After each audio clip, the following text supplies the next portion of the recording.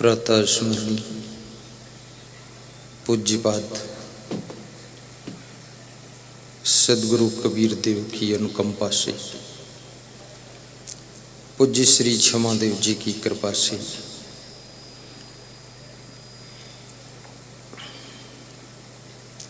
भारत देश की भक्ति भूमि मध्य प्रदेश डिस्ट्रिक्ट छिंदवाड़ा महाराष्ट्र बॉर्डर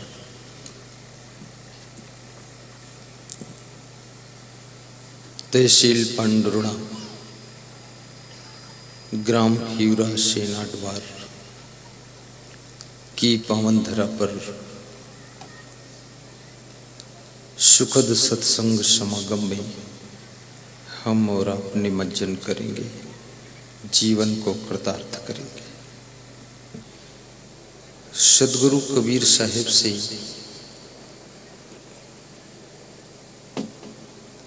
किसी भक्त ने पूछा है कि मनुष्य इतना बुद्धिमान प्राणी है, फिर भी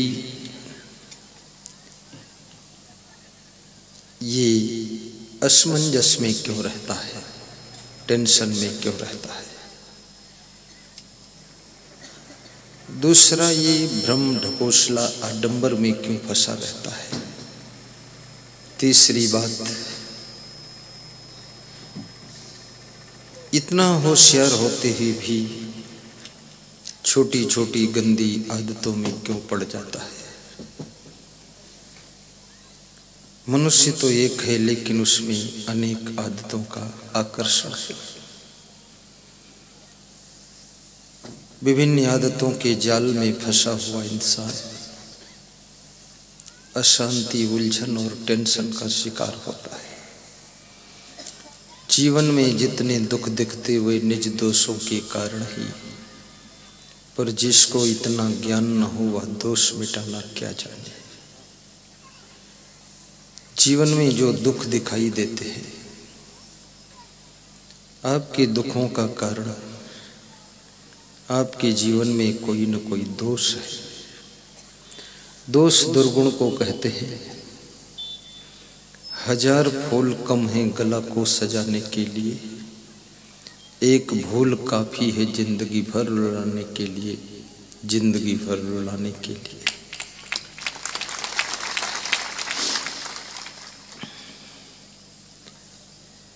दूसरा प्रश्न है, महात्मा विदुर से पूछा गया,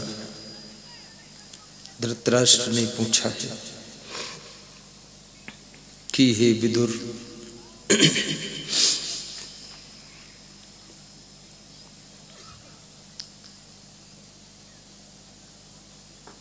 वे कौन से लोग हैं जो सदैव उन्नति करते रहते हैं, उनके क्या लक्षण होते हैं। विदुर कहते हैं कि हे धृतराष्ट्र, जिनमें 6 कलाएं होती हैं, 6 गुण होते हैं, उनकी उन्नति कभी रुकती नहीं है। वे कौन कौन से 6 गुण हैं। विदुर ने कहा, राजन,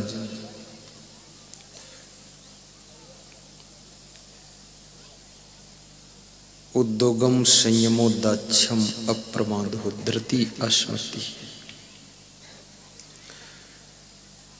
समीक्षा समारंभो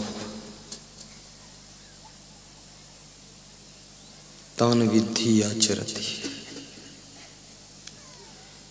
विदुर जी कहते हैं कि जिनमें कोई न कोई उद्योग करने की इच्छा रहती है, जिनका खाली बैठने का मन नहीं होता है, कुछ काम करो कुछ काम करो, ऐसा जिनका लक्ष्य होता है, जो अपने समय को गंवाते नहीं, जो समय का एक एक मिनट भी सदुपयोग करते हैं। मनुष्य के जीवन में यदि सबसे कीमती चीज कोई है तो उसका नाम टाइम है। और मनुष्य यदि सबसे अधिक फिजूल खर्ची करता है तो टाइम की ही फिजूल खर्ची करता है। कभी ताश खेलने में टाइम गंवाता है, कभी बातचीत में टाइम बिता देता है, कभी अधिक सोने में टाइम ज़्यादा खो देता है, कभी अधिक देर तक स्नान करने में टाइम लगा देता है, और कभी कपड़े पहनने में भी अधिक देर कर देता है, और कभी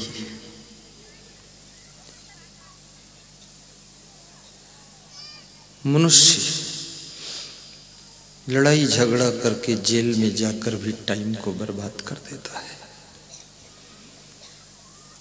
जेल में भी रहकर टाइम बर्बाद हो जाता है। किसी गांव से एक भैंस भागती जा रही थी, तो भैंस भाग करके जंगल में पहुंची, तो जंगल के बंदरों ने उसको रोका और पूछा, भैंस देवी तुम क्यों भाग रही हो? तो भैंस ने कहा, पूछो मत, तुम भी भागो, भागने से बच सकते हो। तो बंदरों ने पूछा कि हादसा क्या हुआ है? बोले, गांव में पुलिस आई है, गिरफ्तारी हो रही है इसलिए मैं भागी हूं, तुम भी भागो, क्योंकि पुलिस का क्या भरोसा, गांव में गिरफ्तारी करने के बाद जंगल में भी छानबीन कर ले, इसलिए भागो। तो बंदरों ने कहा, घटना क्या घटी है? तो भैंस ने बताया कि रात में कोई जंगल से मतवाला हाथी गया था, उसने किसी के मकान की दीवार गिरा दी है, तो उस दीवार के नीचे एक आदमी दब करके मर गया है। अब पुलिस जोर पकड़ चुकी है, क्योंकि पुलिस को अपराधी पकड़ना ही है। तो बंदरों ने कहा कि हाथी ने गिराया है तो भैंस को क्यों गिरफ्तार करेंगे, तुम क्यों डर रही हो? तो भैंस ने कहा कि पुलिस का कोई भरोसा नहीं है, असली अपराधी नहीं मिलता है तो किसी को भी गिरफ्तार कर लेती है, क्योंकि पुलिस को अपनी नौकरी भी बचानी है। यदि अपराधी को पकड़ ना सके तो पुलिस किस काम की? इसलिए मैं जान बचाकर भागी। तो बंदरों ने कहा, अगर पुलिस पकड़ भी लेगी तो कोर्ट में केस चलेगा और वहां जज तो न्याय कर देगा, वहां से छूट जाओगे तुम। तो भैंस ने कहा कि छूट तो जाऊंगी, लेकिन जो जेल में रहना पड़ेगा 10 साल, वो 10 साल का टाइम तो खराब हो जाएगा। बोले, जज तो फैसला कर देगा। बोले, जज को फैसला करने में भी 10 साल लग जाएंगे, ये हिंदुस्तानी कोर्ट है।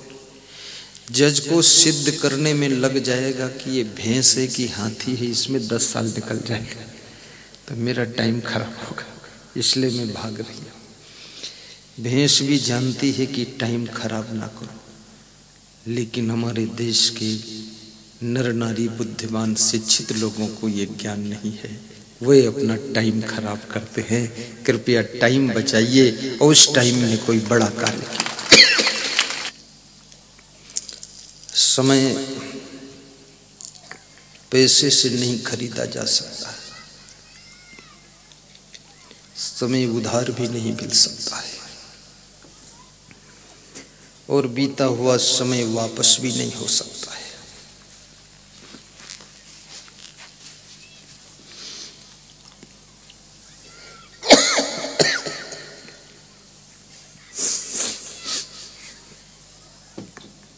गया जो समय वो नहीं हाथ आई, रहा जो समय व्यर्थ जाने न पाए, यही रात दिन हम विचारा करेंगे, गुरुजी पुकारा करेंगे, तुम्हारी शरण में गुजारा करेंगे।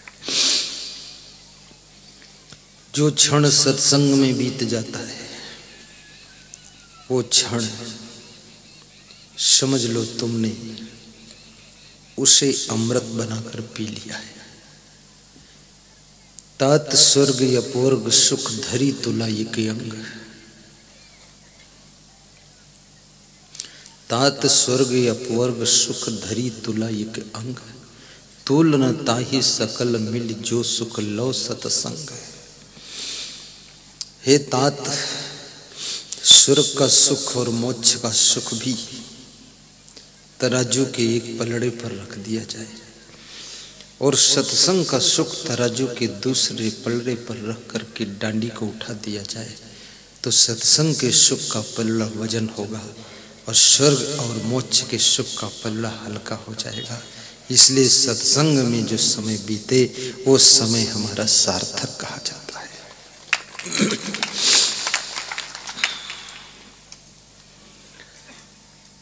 अपने जीवन के टाइम टेबल का डिवाइडेशन अच्छी तरह से कीजिए। सबसे पहले कि जिंदगी का टाइम टेबल बनाइए, कितनी उम्र में कितनी उम्र तक क्या करना है। 24 घंटे का भी टाइम टेबल बनाइए। आज मैंने देखा हमारा एक संत स्नान करके पीठ पर बैग लाकर भाग रहा था, जोर से दौड़ रहा था। ये संत था।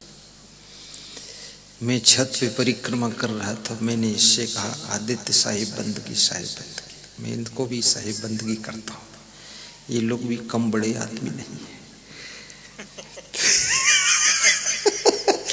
तो मेरी ओर एक बार देखा, फिर दौड़ा जोर से, क्योंकि उसे भोजनालय में रोटी बनाना था तो उसे लग रहा था मेरी रोटी बन जाए। और आज मैंने कहा कि जितना जल्दी भोजन बना लो, फिर सब लोग पढ़ो लिखो आराम भी कर सकते हो। तो 9 बजे ही संतों ने फाइनल कर दिया, क्योंकि आराम का टाइम दे दिया गया फट से। और थोड़ा पढ़ने के लिए छूट कर दी गई, पढ़ो या आराम। अपने कार्य को शीघ्रता से कीजिए, दौड़ दौड़ करके कार्यों को निपटाइए और समय को बचा करके उस समय थोड़ा यूट्यूब में मोबाइल में प्रवचन सुन लीजिए। अभी एक माता जी आई थी तो यहाँ बता रही थी, अंगुली उठाकर 1 नंबर का प्रवचन है आपका। ये मेरे जीवन में दूसरी बार मुझे नंबर मिला है। ये यहाँ पंडरुणा हिवरा सेना द्वार में 1 नंबर दिया उस महिला ने, वो बैठी। और इंदौर जिले में पिवड़ाई गांव में एक एडवोकेट ने नंबर दिया था 7-8 साल पहले। 7-8 साल तक बिना नंबर रहा। अब जब नंबर लेना हो तो इधर ही आना पड़ेगा। इधर नंबर मिलता है कि 1 नंबर की 2 नंबर की बिना नंबर।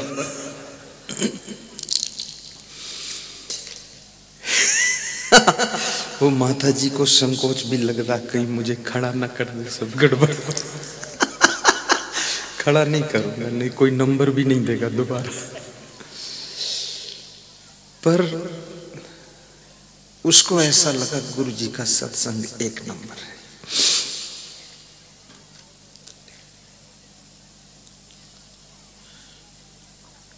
थोड़ा समय बचा करके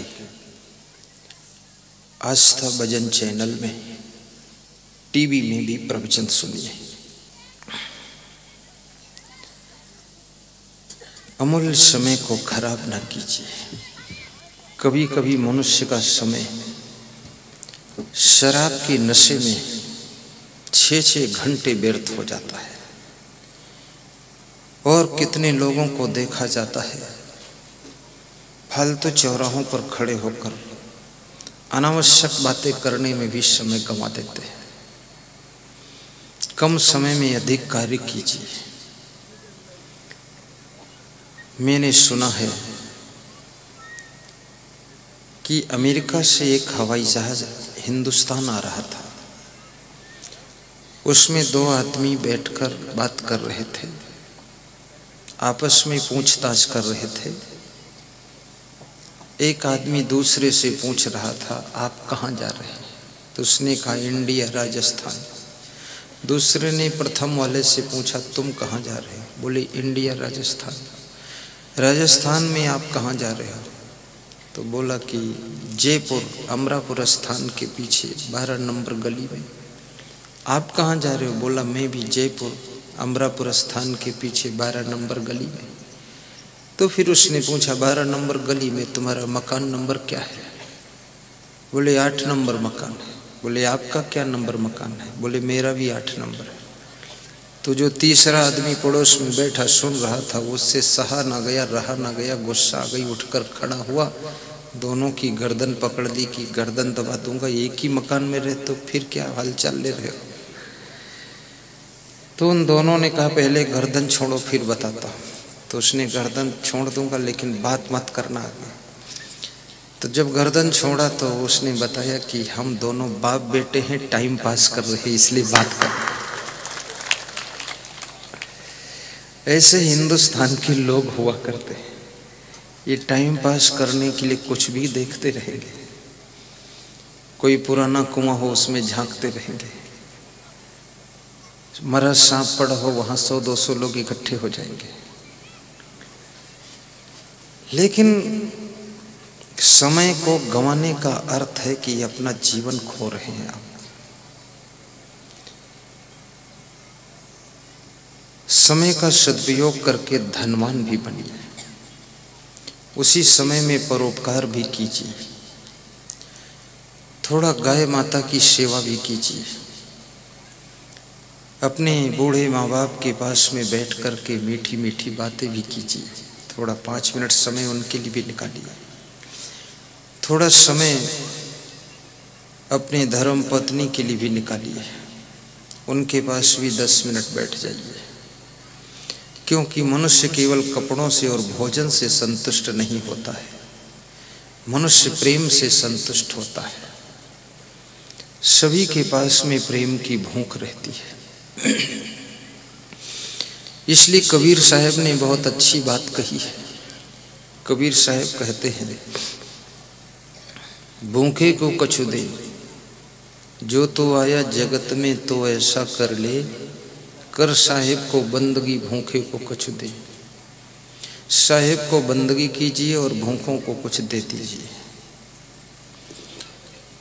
भोजन के भूखे तो भारत देश में बहुत कम लोग रह गए, बिना भूख के लगभग सभी लोग खा रहे हैं। ठीक से भूख लगती नहीं और खा लेते, और फिर खाया हुआ पचता नहीं तो फिर खा लेते।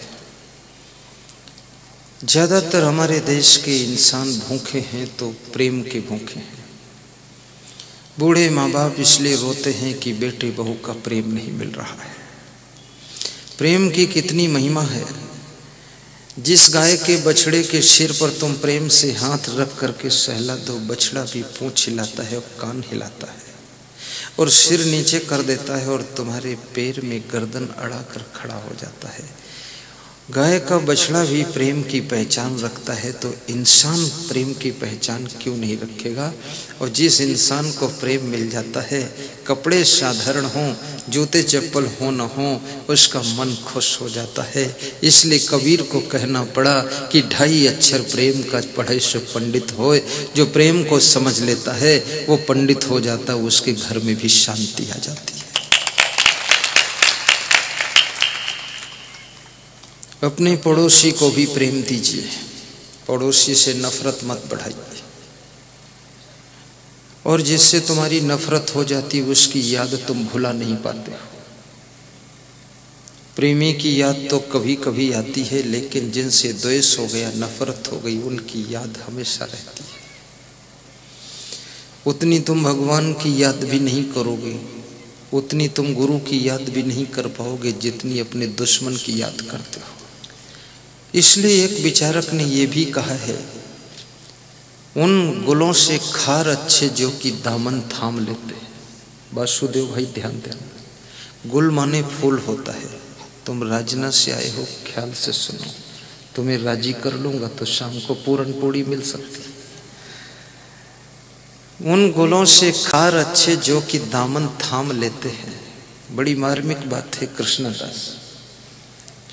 उन गुलों से खार अच्छे जो कि दामन थाम लेते हैं। उन दोस्तों से दुश्मन अच्छे जो कि जलकर भी तो नाम लेते हैं, जलकर भी तो नाम लेते हैं। विचारक कहता है कि वे दोस्त भी किस काम के जो कभी याद ना करें। उनसे अच्छे तो वे दुश्मन हैं जो जलते तो हैं हमसे लेकिन मेरा ही नाम लेते हैं। गाली देते हैं पर मेरा नाम लेकर गाली देते हैं, तो कम से कम वे मेरे नाम की माला जपते हैं। भले गाली देते हैं पर उनके हृदय में मेरी याद रहती है, उनको मैं धन्यवाद देता हूँ। उन दोस्तों से क्या अर्थ निकला जो कभी हमें याद ही नहीं करते हैं। ये दुश्मन अच्छे हैं जो मेरा नाम लेकर रोज निंदा करते हैं। निंदक नियरे राखी आंगन कोटी छवाए, अब बिन साबुन बिन पानी निर्मल करे शोभाए। कबीर साहिब ने यहाँ तक कहा कि निंदक को नजदीक में रखिए और उसके पास में घर ना हो तो उसका घर बना दीजिए पड़ोस में, क्योंकि दूर रहेगा तो निंदा करेगा, तुम्हें सुनाई नहीं देगा। पड़ोस में रहेगा गाली देगा तो सुनोगे। कबीर कितना हिम्मत के आदमी है। वो कहते हैं गाली देने वाले को पास में रखो, निंदा करने वाले को पास में रखो। और वास्तव में निंदक तुमको याद दिला रहा है। माननीय मुख्यमंत्री कमलनाथ कहते हैं कि शिवराज सिंह तुम हमको मत सिखाओ। वो शिवराज से सीखना नहीं चाहते, बल्कि उनको ये कहना चाहिए शिवराज सिंह तुमको धन्यवाद है, मेरी टक्कर में तुम हार गए लेकिन मेरा नाम ही याद कर रहे कि कमलनाथ ऐसे करो वैसे करो।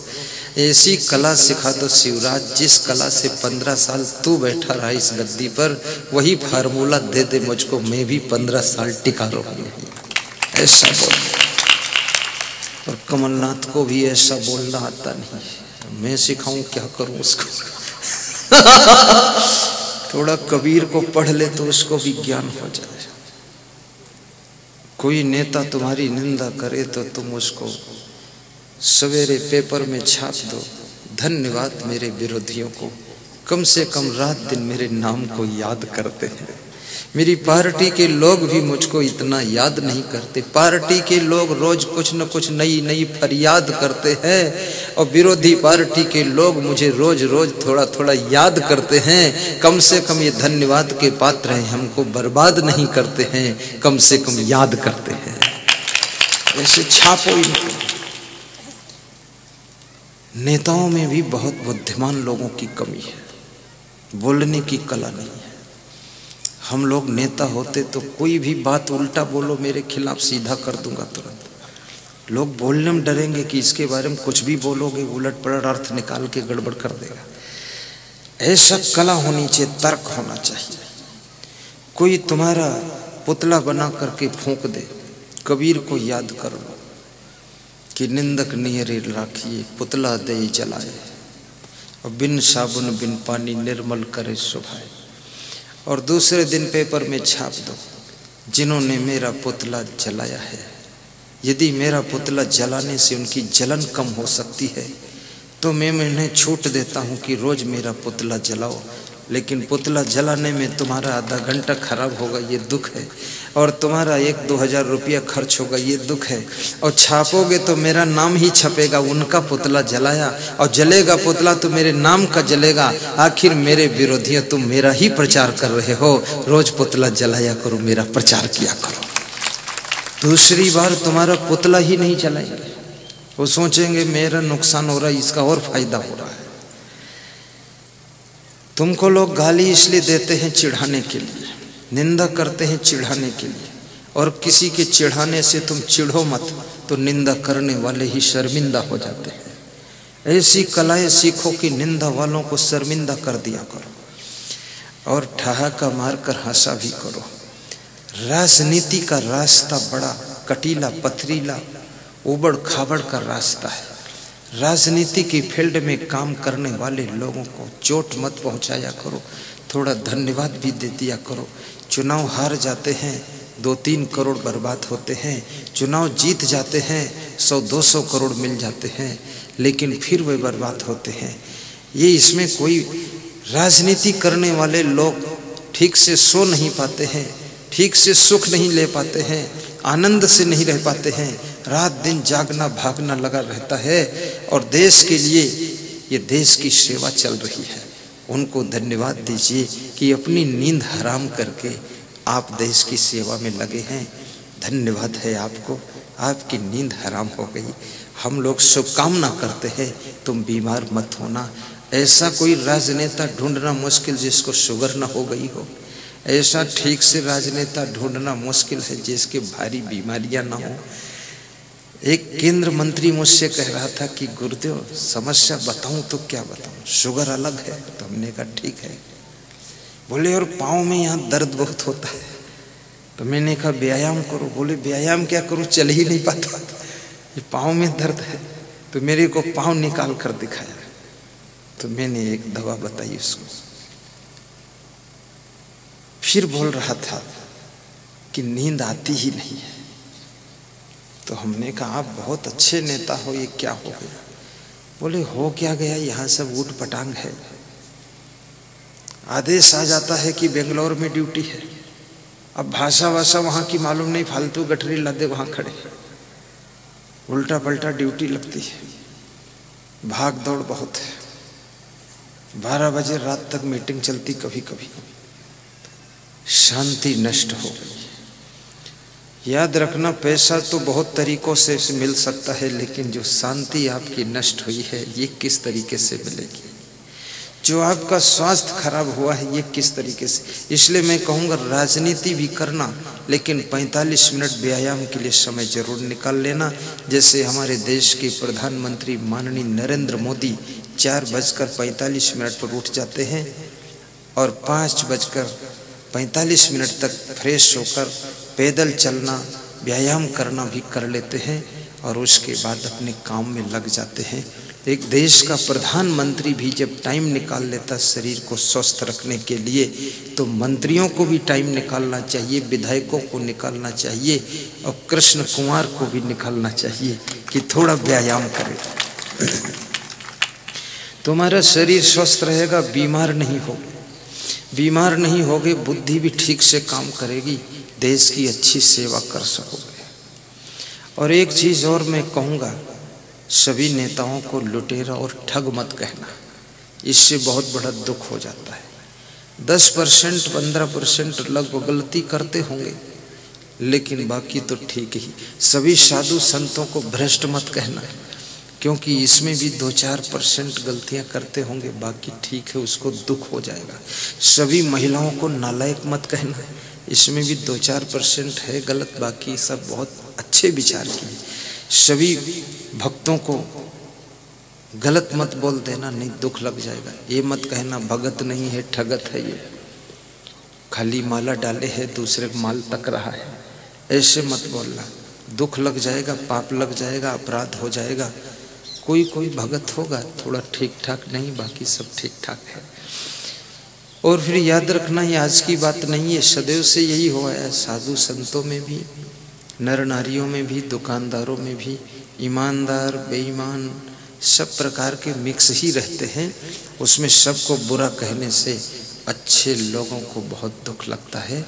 इसलिए अच्छों को धन्यवाद दीजिए और बुरों को सुधरने का मौका दीजिए। अपने घर की महिलाओं को धन्यवाद दीजिए, घर के पुरुषों की प्रशंसा कीजिए, अपने बच्चों को सही दिशा में संस्कार दीजिए और पड़ोसियों के यहाँ कुछ कुछ सामान कभी कभी खीर वूर भी दे दीजिए और पड़ोसी को बुलाकर कभी कभी पूड़ी सब्जी भी अपने घर में खिला दीजिए, ताकि जलन कम हो जाए, खलन कम हो जाए, निंदा बुराई कम हो जाए, प्रेम बढ़ जाए। और कबीर कहते हैं कि प्रेम की गंगा बहाते चलो और ज्योति से ज्योति जलाते चलो, सबके दिलों में प्रेम की गंगा बहाइए। आपकी इजाजत हो तो 2 लाइन गा देता हूँ। गा दूँ? बताओ ना, तो गाऊं? सब महिलाओं की इच्छा गाओ, पुरुष बताओ गाऊं? इनकी इच्छा गाओ। इनकी तो इच्छा ये भी है, गाओ चाहे रो, तुम कुछ करो। पूछो मत, करते रहो, बस गाते रहो, रोते रहो।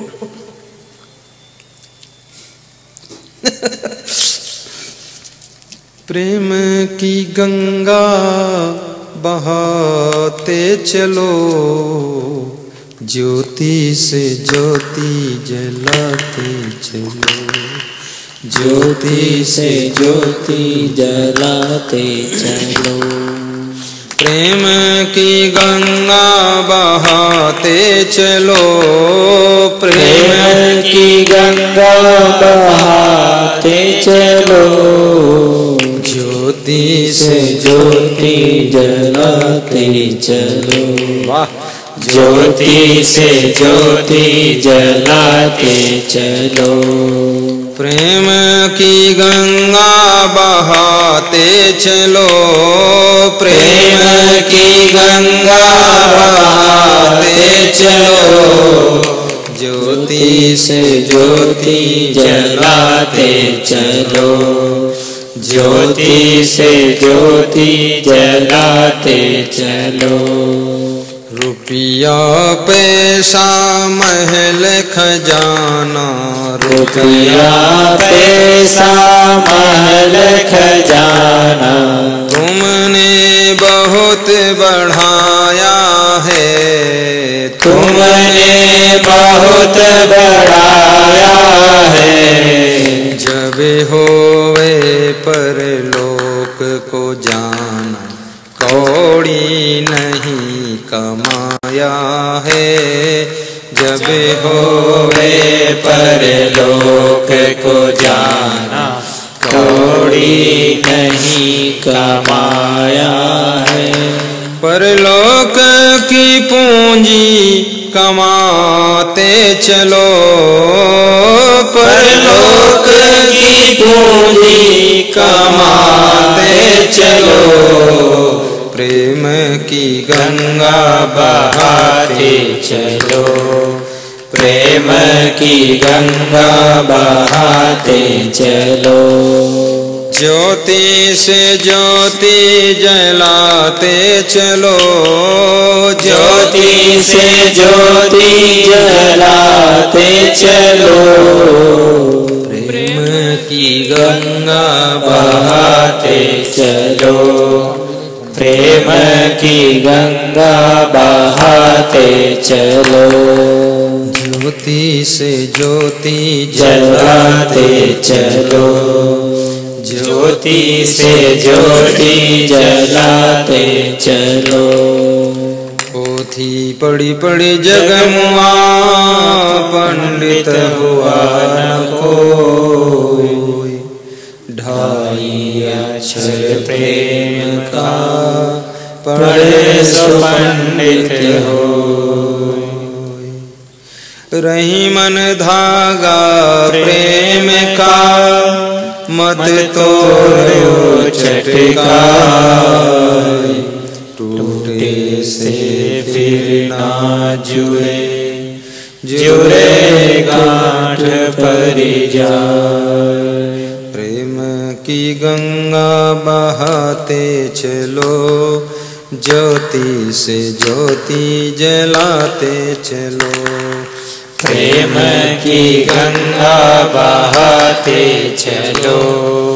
ज्योति से ज्योति जलाते चलो। बोलिए सद्गुरु भगवान की जय।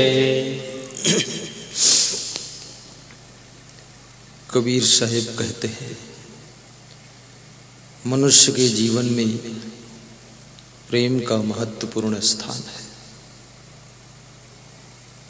आदमी आदमी से जुड़ता है, केवल प्रेम की डोरी से जुड़ता है। और प्रेम का धागा इतना कच्चा होता है, एक बार टूट जाता है, दोबारा जोड़ो तो उसमें गांठ पड़ जाती है। इसलिए प्रेम को डिस्टर्ब न होने दो। पति पत्नी के बीच का प्रेम, भाई भाई के बीच में प्रेम, और प्रेम की पहचान होती है। क्या पहचान होती है? जिसके प्रति तुम्हारा प्रेम होता है उसके लिए तुम कुछ भी त्याग कर सकते हो। नंबर 1 पहचान है। जैसे अभी हमारे श्री हीरालाल पवार भूमा वाले उन्होंने 5 कुंटल शक्कर प्रयाग कुंभ के तीर्थ यात्रियों की भंडारा के लिए दान देने का संकल्प लिया और ये भी कहा कि मैं वहीं कुंभ में आकर शक्कर भी दूंगा और वहीं आपके कैंप में रहूंगा। अब ये गुरुदेव के प्रेम में तीर्थ यात्रियों की सेवा करने का मन बन गया है। बुद्धिमान भी हैं कि वहीं दूंगा, वहां क्यों दूंगा, क्योंकि देखूंगा जरूरत है कि नहीं। अगर जरूरत नहीं है तो नहीं दूंगा, और देखूंगा ज़्यादा भीड़ है, लोग भोजन भंडारा वास्तव में कर रहे हैं तो दे दूंगा।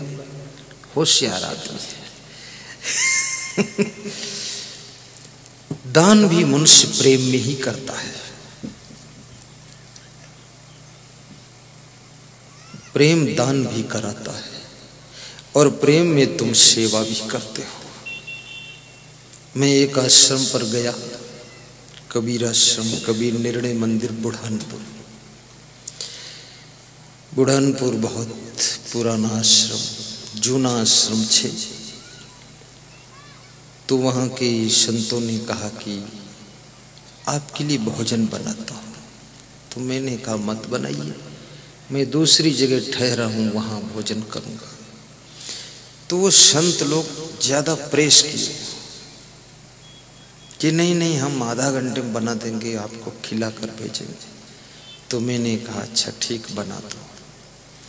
तो इतना कहते ही वो 4-5 महात्मा बहुत जोर से दौड़े रसोई घर की ओर। तो मेरा प्रबंधक बोला, गुरुदेव भोजन यहाँ करोगे तो देर हो जाएगी और वहाँ भोजन अपना बन रहा है, इसलिए इनको मना कर दो। तो मैं फिर एक संत को दौड़ाया कि बुलाओ बुलाओ, उसको मना कर देता। फिर बुला के लाए, मैंने मना किया तो बड़े सुस्त हो गए, उदास हो गए, निराश हो गए। तो उनका चेहरा एकदम उतर गया। बोले हमारी इच्छा है आपको भोजन खिला कर भेजो।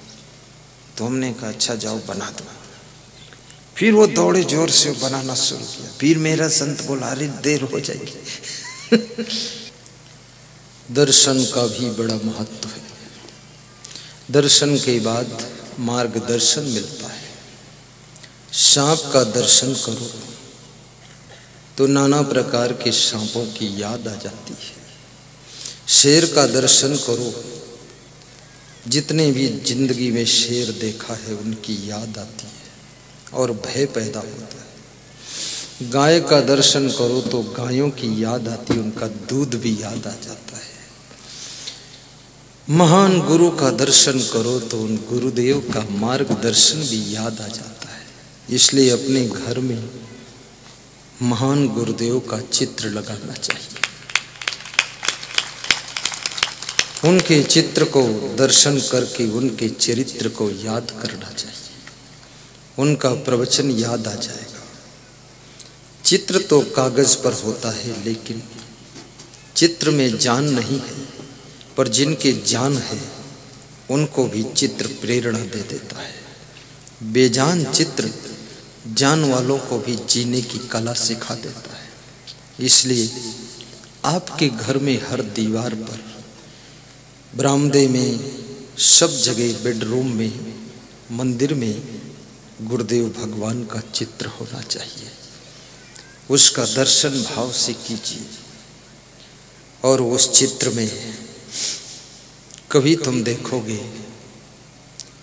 तुम्हें याद आएगी कि गुरुदेव ने क्या क्या सुनाया था प्रवचन। मुझे मंदसौर का एक पुलिस अफसर मिला, बोला चरण छू लूं। चरण छुआ और 10 साल पुराना मेरा चित्र दिखाया। बोला आपको अपनी जेब में रखता हूँ और दर्शन करता हूँ, मैं थानेदार हूँ, 2 स्टार हूँ। गुरुदेव इससे बहुत शांति मिलती है। गुरु का दर्शन भी तुमको शांति देता है। उनके प्रवचन से परम शांति मिलती है और उनका ज्ञान जब आचरण में उतर जाता है, पूरा घर शांति का सागर बनता है। उनके ज्ञान को श्रवण भी करो, आचरण में भी उतारो। और थोड़ा खुश रहने की कला भी सीखो। घर के लोगों को क्षमा भी किया करो। प्रेम की दूसरी पहचान है जिससे तुम्हारा प्रेम होता है, उसकी तुम प्रशंसा भी करते हो, धन्यवाद भी देते हो। इसलिए अपने घर के सदस्यों की भी कभी कभी प्रशंसा भी किया करो। और प्रेम की तीसरी पहचान है जिससे तुम्हारा बहुत प्रेम होता है, उसको तुम कभी कभी डांटते भी हो।